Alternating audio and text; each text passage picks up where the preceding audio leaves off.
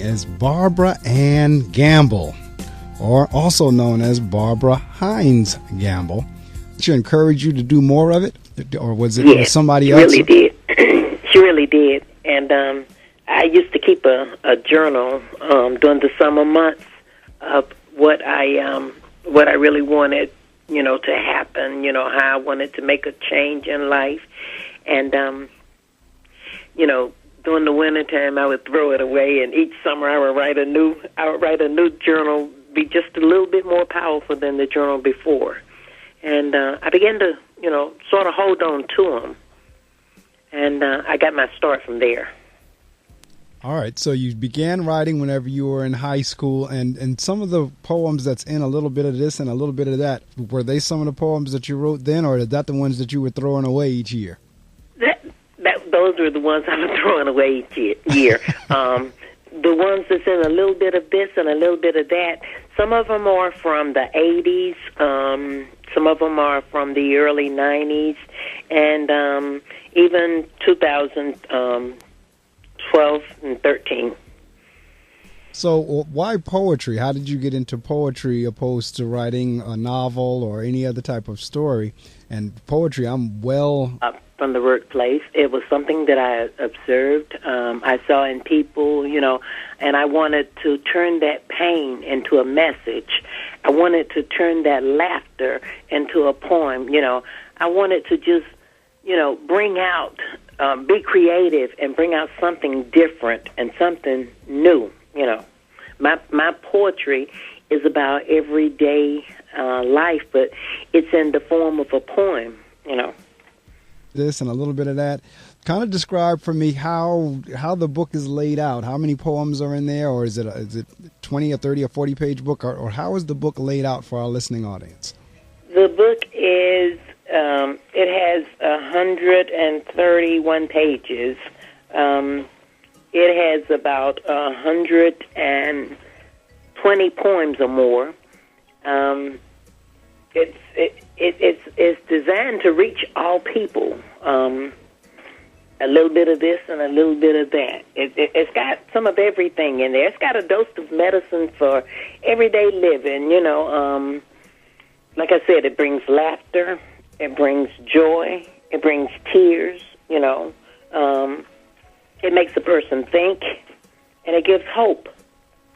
So 120 poems. Now, was that how long did it take you to put the book together? 120 poems, is that something that was written over the years and you just kind of had and you put them all together? Or did you literally just, as days and weeks and months went by, literally sit down and just write poems that you knew you were going to put in the book? I mean, 120 poems, that's a lot of poems. That's a lot of poems. It's because, like I said, I helped. I was the behind-the-scenes person with a friend of mine who was doing a poetry book years ago. And I know we did it. It's 8x11. It's a paperback book, and it's also a hardback book. It was published through Arthur House in Bloomingfield, Indiana. They're the publishing company, and they're the marketing team, and, they hooked me up pretty good, It's also available on the ebook. It's available on 38,000 online sites, such as Amazon.com, BarnesandNobles.com. And when they Google you, because there's when they Google me, they need to put in Barbara Hines-Gamble Books.com. So so they need to Google your website. Right. Right, because if you put in just your name, because I know because I did it. I actually went into Google and put in Barbara Gamble, and there's a bunch of Barbara Gambles that comes up. Right. But you can Google Barbara Hines-Gamble, or you can Google a little bit of this, D-I-S, and a little bit of that, D-A-T. And I'm glad you said that. I'm glad you said that just now with the spelling, because we're going to share some information with the listening audience, and when we come back, I want to ask you or talk to you about why did you make that decision to do D-A-T versus D-I-S, D-I-S and D-A-T. So think about that while I share this information with our listening audience, and then we'll continue on. If you've just joined us, this is The Reading Circle with Marc Medley. We are heard live here each Saturday morning from 6 o'clock a.m. to 7 o'clock a.m. Every now and again, we'll have a doubleheader or even a tripleheader, because I'm actually on the air until 9 o'clock a.m. each Saturday morning. But if I don't have a second or third guest, At the 7 o'clock hour, the gospel music, which is the good news in song, we'll change the format into that. So let somebody know we are indeed on the air here at WP 88.7 FM and gobrave.org. Hey, parents of children with asthma, here's another hit from the Breathe Easies. Don't smoke in the house. Don't smoke in the house. Don't smoke around the kids in the house. Don't smoke in the car. Don't smoke in the house. Don't break my heart with your secondhand smoke in the kids. It can trigger the asthma. Preventing asthma attacks can be as simple as making your home and car smoke-free zones. For more Breathe Easy tips to help stop asthma attacks, go to noattacks.org. Brought to you by the EPA and the Ad Council. Yeah, salad on Saturday, fruit on Friday, double ball Thursday, water Wednesday, touch your toes Tuesday, let's move Monday, sparkles next Sunday. 60 minutes of physical activity a day and eating well can help get your child healthy. So keep them active and eating well every day. Get ideas, get involved, get going at letsmove.gov. That's letsmove.gov. A message from USDA, HHS, and the Ad Council. Listen to Brave New Radio on your smartphone with TuneIn Radio. You're listening to The Reading Circle with Marc Medley on Brave New Radio.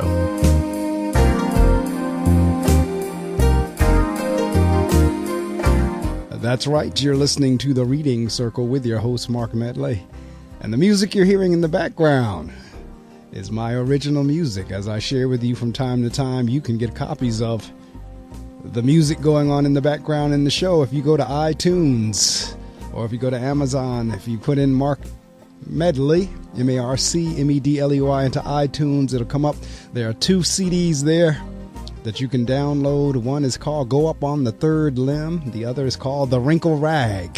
So those 2 CDs, they're jazz CDs. If you'd like to download those, they are there for download. Again, Amazon, iTunes, Reverb. There's a few more of the various station networks is on that you can download it, but the main 2, of course, are iTunes and Amazon.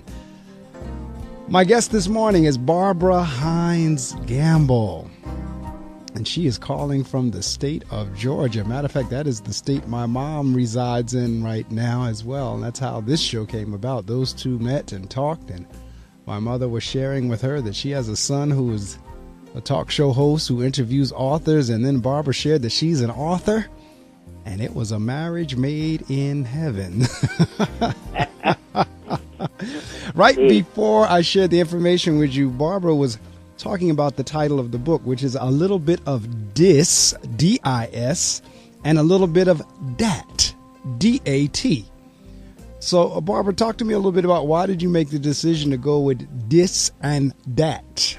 Because I wanted to give it that little southern flavor, that little southern season, to let you know it's old school mixed with new school, modern day. To let the young people know that I too had a little game, that I know how to reach all people with just a change of words, just trying to reach all people. Little homegrown. Well, Barbara, I have a 23-year-old sitting next to me, and whenever you just said that, show them that you have a little bit of game, a big smile came on her face. Okay. So it's working. So it's working? Okay. So you say a little bit of this and something they can relate to.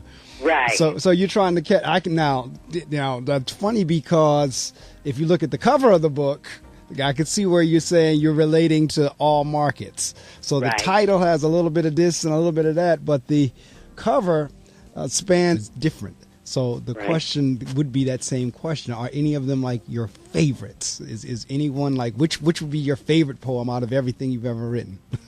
Well, I wrote one to the on behalf of the little kids from Connecticut that were killed at the school. And I kind of think that one is my favorite. I have like you say, all of them are my favorite, but I think that, the reason I chose this one is because I think this one will bring healing to the family. All right. Well, now, do you have that one in front of you? I do. All right. One of the things I also like to do with the authors is give the listening audience an opportunity to hear the writing from the author's mouth. And when I say that, I mean, I can read something and process it the way I would process it based on my filters and background. But for the person who wrote it, when you have a chance to read your own work, you can put in the emphasis, you can put in the tonology, you can put in the everything that went into it when you were writing it. When you read it, you can put that back in there and give the listener a first-hand look and feel of, that's why I really love the authors to read from their own work. So the mic is yours to read that, whichever poem you've selected. Okay. The title of this poem is called Precious. It says, be strong. It's okay. We know your hearts were saddened on the day from you we were all taken away. I promised my classmates I would let their families know, but things happened so rapidly, and we had to go. Just know that we never felt any pain. What we did experience was a supernatural change. An angel appeared before us, covering 20 small bodies under her powerful wings. It was at that moment we saw so many wonderful things. The girls described the wings as a soft, warm, protective shield. The boys begged to differ. They said the wings were made of steel. After we were gathered up, we were taken to this place where the atmosphere was peaceful. It was filled with love and grace. The scenery was such a heavenly sight. There were little angels ministering, all dressed in white. Don't be angry. Please don't be sad. We were grateful for the wonderful years we shared with our moms and dads. When your hearts are heavy and the tears you shared are filled with pain, remember there's strength in Jesus' name. Thank you. Wow. Now, if you've ever been to a spoken word club or any type of poetry reading, then those of us who have and those of us who go and those of us who know we don't clap hands for a poem. We snap our fingers. So whenever you go to a spoken word or you go to a poetry shop and someone reads their work, at the end of it, where normally we applaud by clapping hands, well, in those shops, we snap our fingers. So after listening to that, I'm giving you your snaps now by popping my fingers. I appreciate it. Wow, that was deep. And that just kind of came to you? That came to me the day that it was all over the news, December the 14th, I believe it was 2012. I want to say somewhere around that time. Did you send that to anybody in that area? Did you no, mail it? No. What I was trying to do during that time, I had my book in the hands of the publisher, and I sent him this poem, and I said, we got to do something. He said, well, you can put it in your book. He said, my idea, I wanted each child's picture, and I wanted the poem right in the center. And, they were getting so many gifts, balloons and stuffed animals and everything sent to Newtown, Connecticut, and they had this big warehouse that they were storing this stuff in, and then they moved it, away from the warehouse, and they boxed it up, and they were sending it to a lot of the homeless, the hospitals and little kids and stuff. And so I wanted to wait till the perfect time, So what I'm planning to do is get it to the newspaper in Newtown, Connecticut, or even maybe from today, by it being aired on the radio. Hopefully, it will reach the family, and the families, and it will make a difference. Well, I tell you what I would do, because the anniversary is coming. You're right; it was somewhere in that December time frame. I would try to get it to somebody, because they're going to do something around that anniversary. Right. I would try to get it to somebody by that anniversary date, whether it's the mayor, the superintendent of the school, or somebody that they can read that, and if nothing else, at least you would know you sent it. But certainly, it's just like 9/11. I mean, there hasn't been a year yet with 9/11 where they haven't read the names and gone through that whole ceremony. So I'm sure it's going to be something very similar in Newtown around that time frame in December. So I would certainly try to get the way your words are coming off. It's almost as if to say they're trying to comfort us. We know you're sad. We know you miss us, but do understand the experience for us was not as bad as it looked on TV or as you may think it was. I mean, I got a lot out of the poem just sitting here listening to it. Well, I appreciate it. So that was that one experience, because you said you have poems that will make you cry, poems that will make you laugh. And so if you don't have one in front of you, I want you to pick one that might be considered a humorous one or a funny one. Or if you do have one ready to go, and then we can go ahead and read that one as well. Okay, I have a Gamble moment of truth. Okay, there you go. Okay, everybody wants a good spouse, but do you have what it takes to keep them satisfied in your house? Some of our behavior are so low down mean, they kill all hopes and destroy chances for fulfilling our dreams. Some couples are anxious to jump in and out of bed. No talk about the future. They want their sexual desires fed. Some woman with an ugly attitude is seeking a tall, handsome man, when what she really needs is an attitude adjustment plan. Some don't like loneliness, so they'll settle for anything. And then, after shacking together for over 20 years, wonder why they can't get a ring. Others try to justify their actions as to why they never said I do, when the truth of the matter is, how can you marry someone that never asked you to? Yeah, I can see where there's whenever when my guests are talking, I take the mic off and I just sit there and listen. So I had the microphone off, and a couple of times I was going,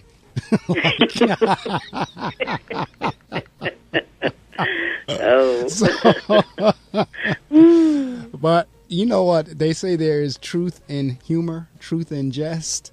And there was more truth in that than jest. I mean, there was a lot of truth in that. I mean, there was some humorous parts to it, but truth be told, there was a lot of truth in that.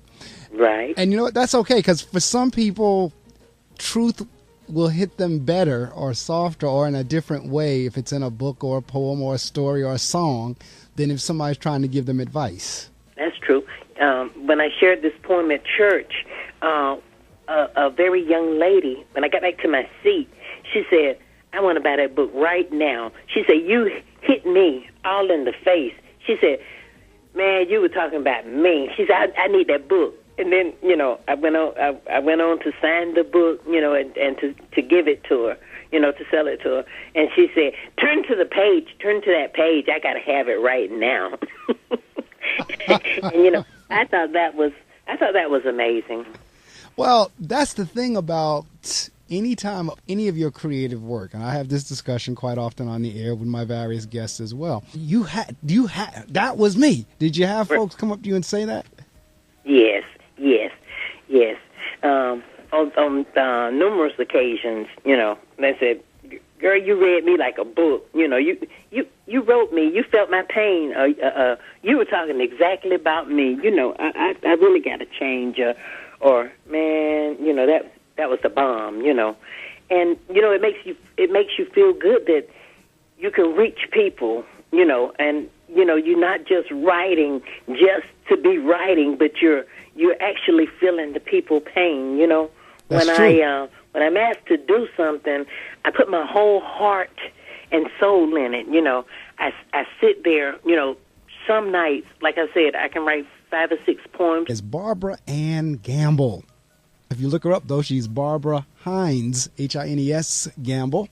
And we're talking about her book, A Little Bit of This and a Little Bit of That. And it's a poetry book. And she's read a couple of her pieces to us. And yeah, you really do feel those as you're listening to them. So I can imagine as you're reading them. I'm going to share some information with you, and we'll continue on with our interview. Before you know it, 7 o'clock we'll be here, and we will have rolled over into the good news and song. Let somebody know that Barbara's on the air with me, that they are to tune in to GoBrave.org, and if they happen to be in the northern New Jersey area, it's WP 88.7 FM. They thought they could stop me. They thought they could hold me down. But boy, did they think wrong. Cause I'm here, and now that I'm here, I'ma keep giving y'all the illest mix you've ever heard. From executive producer Diamonds comes the illest show on radio. Starring multiple Altice Award winner, Diamonds. Every Saturday from 3 p.m. to 6 p.m. on Brave New Radio. Club Melting Pot. Only on WP 88.7 FM. Want to expand your horizons? Want to broaden your mind? Well, listen to the only show of its kind. Listen to The Reading Circle. We bring you what's going on in the world of reading, in the world of books. Sometimes the book may be from 20, 30 years ago, because the thing about books, they are timeless, particularly if there's a good message. And then there are times when we do books that are hot off the press that were just... Barbara Hines-Gamble, and we're talking about her poetry book. And there's no question that that's a gift to be able to put that down like that. So the question I have for you is, have you ever gone back and opened the book up and read some of your work and then said, did I write that? Was that me? I mean, right. Because, I mean, I have that. I'll listen to my CD sometime and say, man, I can't believe that was me playing. And so I have a sneaky suspicion that authors go back over their work and say, wow, man, I don't even remember writing that. Yeah. Have you had that experience? I've done that. I've had that on many occasions, and I sit back and I look at it, and I said one that I was going to make a masterpiece, and I went back and wait a minute, let me read. Wait a minute, and then it's all fresh in my mind. I can remember when I actually sat down and wrote it. I can remember why I wrote it, because I was hurting or I felt somebody else pain, and I put it on paper. Now, I had this experience a couple of weeks ago because, again, I'm a musician amongst many other things. You did a wonderful job, in my mind, and some of them, I know word for word, and some of them, because it's my work, and some of them I don't quite remember until they get about halfway in, then I thought, right. Oh, okay. Well, that was a phenomenal experience for me to hear somebody else playing my music. Matter of fact, I think this was one of the ones that's playing in the background now. We had put on, and we were on a grand piano, and he was just sitting there working that thing, and I was sitting there like, wow. But it was just such an experience to hear your own stuff being played by somebody else. So I can imagine. Just having your work being read by somebody else. And it's funny you would say that, I try not to be judgmental, because that's what I was saying earlier. I like the listening audience to hear from the author, because you know where you want the pauses. Right. You know where you want the emphasis. You know where you want it to be loud, where you want it to be soft. So it is a treat for the listening audience to hear from the author, him or herself. Right. Now, you said a little bit of this and a little bit of that is in hardcover and softcover and ebook. Right. And earlier you said that you went through a publishing house. So you didn't self-publish, or did you self-publish? I didn't self-publish. I went through Author House and Blooming. Technology and things such as self-publishing, because as I've shared about the music playing in the background, years ago I would have had to go to one of the big houses, whether it was Sony or RCA or what have you. Now I have my own studio, do everything myself, publish it myself, press the CDs myself, with the exception of whenever I send them to the house to be made, what have you. But my point is, in 2014, the independent artists can get their work out on their own. Right. And they still have the option to go to the publishing house. And again, where I'm going was 20, 30, 40, 50 years ago, you would have had to. You didn't even have that option. You would have had to go to a publishing house. And most likely you'd have gotten a lot of rejection letters. Finally somebody said, you know what, we're going to take a chance on you. In today's times, if you don't feel like going that route, you can just self-publish and put it out there yourself. Right. In your particular instance, you kind of did the best of both worlds, and your son had the opportunity to kind of really push you with the publishing house. And we talked about this last night in terms of the cover, because for those of you in the listening audience, I went on Barbara's website last night and we were talking, and I saw the cover, and there's 3 ladies on it, 3 attractive older ladies. Well, one is younger. The one on the right is a little bit younger, but two attractive. And I said, which one is you? And she did exactly what she just did. She started laughing and she said, "None of them are me." She said, "None of them are me." That's the publishing company thought that would be a great cover. So when that went, I mean, did you feel like you lost any control or anything like that, or did you have anything else in mind, or how did that come about in terms of the selection of the cover, other than the company saying this we think would be good? Did you have to approve it, or talk a little bit about that process?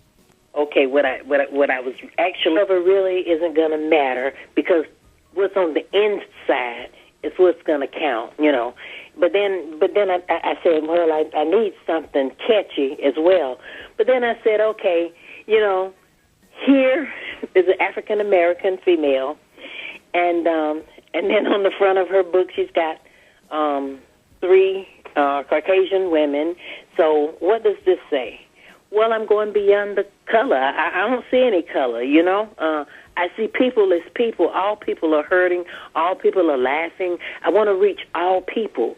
So, you know, that's why I agreed with the picture, because I wanted to make a statement. You know, we need to get beyond color. We need to get past color, you know, and see people as people. Blood is red, you know, unless it's contaminated. But, you know. But, well, I'm sitting here looking at the cover, and until you just said that they were 3 Caucasian women, I honestly thought they were 3 light-skinned African-American women. And that's a good thing. Look good. Look big right. Now. But that's a good thing, though, because that means it's in the eye of the beholder. Right, so right. if you want to see them as Caucasian, you can, but if you want to see them as light-skinned African-American women, you can, because they really do look like 3 light-skinned African-American women. So until you said that, I had no clue that they were Caucasian. It doesn't matter, because what caught my eye was the hats. Right. That's and you know what I'm looking for, a pink hat, so that when I do my book signing on December the 18th here in Louisville, I can have me a pink, maybe a winter jogging suit or something, in that feathered hat, you know. Well, that's what caught last night. That's what caught my eye. When I pulled it up last night and I saw it, the first thing that caught my eye were the hats. Right, and that's why I was asking, was any of them you? Because my next question was going to be, I was going to tell you I like them hats. But that's what caught my eye. And I honestly thought that was just 3 light-skinned African-American women. But either way, it's an attractive cover, and it does fit what you're trying to do. So you're right. The color of the women or whoever's on the cover really doesn't matter. Right. And in terms of attracting attention, you do want a striking cover, because that's what generally draws people to the book. And then what'll happen is they'll read the back. Now, this is if they're doing it right now. You know, as a reader, this is if they're doing it right. They will be attracted by what's on the front cover. Then they will pull it out and they will read what's on the back. And then they will start flipping through the book and will read a few pages in the book. And that's generally when they make their decision to buy. Right. Now, I know online we can do things a little bit differently now, but that's generally, if you walk into a bookstore, that's generally the process. The cover jumps out at you. You say, I think I might want to read that. And the title, because that's another reason why your DIS and your DAT is so important. Right. That's what usually pops for people, is the picture and the title and the colors. You have all 3. You got the pink and the white. You have the ladies on there. You have the this and the that. I mean, it really is a good combination. I can definitely see that working for you. And then once they open up and they start reading the work, I can't imagine them not wanting to walk out of the store without it. Right. Well, I'm hoping, and just, you know, words of encouragement. That's what I'm working on. You know, I have some Think Pink, the breast cancer, you know. But I'm simply, right now, I'm looking at the direction, push. That's all I want. That's all I want, push. You push me and watch how far I go. Push me and see where we'll end up. Push me and I'm going to walk the red carpet. Push me and lives will be changed. You know, young people will be talking about this, you know. I do, and grandbaby here with me, and she says, Gran, is this your book? A little bit of this and a little bit of that, and I just held it. It was just like rocking a baby. This is my baby, you know. This is my creation. Thank you, God, you know. That's it was exactly just amazing. You've probably described that better than most people, because I know whenever I received the box that had my CDs in there, I couldn't even put it into words. And many of the people that I speak with, the authors I speak with, they can't describe. You did well in describing what that feeling was like, and it is exactly like that. It's that same process of like, this is my child, because again, this came through you to someone else, because that's the next thing I wanted to say. I know we're getting into there. A lot of times, those of us who are artists, and don't get me wrong when I say this, because if I could make $1 million from being a musician, I would love it. And I'm sure if you could make $1 million from this book and your books coming forth, you would love that as well. But where I'm going with this is the money in and of itself is not what drives us. No, it's just touching the hearts of people. It's making a difference. It's bringing a smile. If a child never had a reason to smile, and I can share something that will put a smile on that child's face, then my purpose in life has been fulfilled. No, it's true, because in all honesty, probably in my ventures, I've probably put more money in than I've made out of them. But again, just knowing that my music is heard around the world, on the like you said, something about the various online sites. I mean, I have one site that monitors where my music is being played. I mean, I've been heard in Indonesia, I've been heard in China, I've been heard in Africa, I've been heard in Jamaica, I've been heard. I mean, whenever I look at the list of countries of people who are listening to that particular internet station, and it's like, I'm like, wow, someone from around the globe has heard my music. And I know whenever you're getting your stats back saying in China how many books are being sold there and what the American dollar is, so forth and so on, I know that has to blow you away. Right. I'm saying, golly, the bestseller in Hong Kong, you know? I mean, you know, I'm just saying the book is making room for the author, you know? Absolutely. And if you've done it right, you have left your audience wanting more. Right. You've left them with a hunger, like, you know what, I want more. I mean, I couldn't put it down when I got it, and now I want to see your next work. Right. And so that's where you want to leave them. Well, like I said, at this point, you have the opportunity. You could say everything except the dollar amount. The only thing you can't mention is the price. But in terms of your websites, any book signings, your next work, where you're going to be, any of that stuff, you could take this opportunity to do. The mic is yours, and then we're pretty much finished up, because the time flies. Okay. I want to take this time to say, first of all, thank you for having me on the show. And I hope that I've made a great impact in the lives of the listeners. You can find my book on www.BarbaraHines-GambleBooks.com. You can also find it at Amazon.com, Barnes & Nobles. It's eBay. It's on 38,000 online sites. So you can just Google the book, a little bit of this and a little bit of that. You get this book, I promise you will not go wrong. They got poems in there for every occasion. It'll make you laugh. It'll make you cry. It'll make you ooh. It'll make you ah. Just buy the book. Just buy the book. Pass it on. Tell somebody that you know somebody that hit it dead on the head. Somebody that can relate to what you're going through. And you can hook me up on Facebook and just leave your comments. And that's all I have to say. And the book is A Little Bit of Dis. That's D-I-S. And A Little Bit of Dat. D-A-T. Now, I know how the kids say they dis and dat. Now, I mean, so I'm trying to say it in the proper way so that you can get the correct spelling. But it's D-I-S and a little bit of dat. D-A-T. And the cover on there, 3 attractive women with various hats and outfits. And it's a color, it's pink and white. And again, like she said, I can tell just from the couple of pieces that she read that you will be pleased. And Barbara, I thank you so much for rising early this morning, calling all the way from the state of Georgia. I have to thank my mom for connecting me with you, because I truly enjoyed speaking with you this morning. And I wish you nothing but the best. You said it's in e-form as well? It's in e-reader form? It is. Is it like in Kindle form? It is. Oh, good. Kindle. Mm-hmm. Good, because I usually wind up downloading the book later on. And your music, and you're doing a wonderful job with the Reading Circle. Thank you very much. Well, I'll tell you what, you have a great day, and we will be in touch. All right. Take care now. Uh-huh. All right. Bye-bye. Bye now.